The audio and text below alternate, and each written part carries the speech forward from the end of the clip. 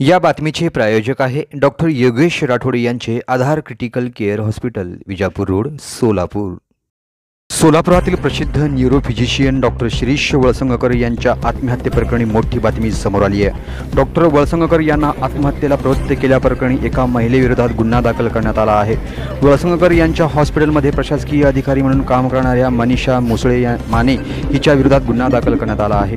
आत्महत्येपूर्वी doctor Valsangkar यांनी एक चिठ्ठी लिहिलेली होती। यामध्ये मनीषा मुसळे माने हिच्यामुळेच टोकाचे पाऊल उचलत असल्याचा आरोप त्यांनी केला आहे। सूत्रांच्या माहितीनुसार रात्री 10च्या सुमारास पोलिसांनी या प्रकरणी गुन्हा दाखल केला असून रात्रीच न्यायालयाची परवानगी घेऊन आरोपी महिलेला अटक करण्यात आली आहे। या घटनेमुळे एकच खळबळ उडाली आहे। कर्मचाऱ्यांकडून धमकी मिळाल्याने तणावाखाली होते डॉक्टर वळसंगकर। डॉक्टर वळसंगकरांना रुग्णालयातील सर्व आर्थिक व्यवहार हे कागदपत्रांनी हवे होते, त्यासाठी त्यांचा आग्रह देखील होता। पण आजकाल रुग्णांकडून उपचाराची रक्कम कोणतीही नोंद न करता स्वीकारली जात होती। या संदर्भात त्यांची आक्षेप नोंदवला होता, पण त्याचं कोणी ऐकत नव्हतं। जी महिला कर्मचारी अशी रक्कम स्वीकारत होती तिला डॉक्टर वळसंगकरांनी कामावरून देखील काढलं होतं, पण नंतर या महिला कर्मचाऱ्याने कामावरून काढल्यानंतर आत्महत्या करण्याची धमकी डॉक्टरांना दिली होती।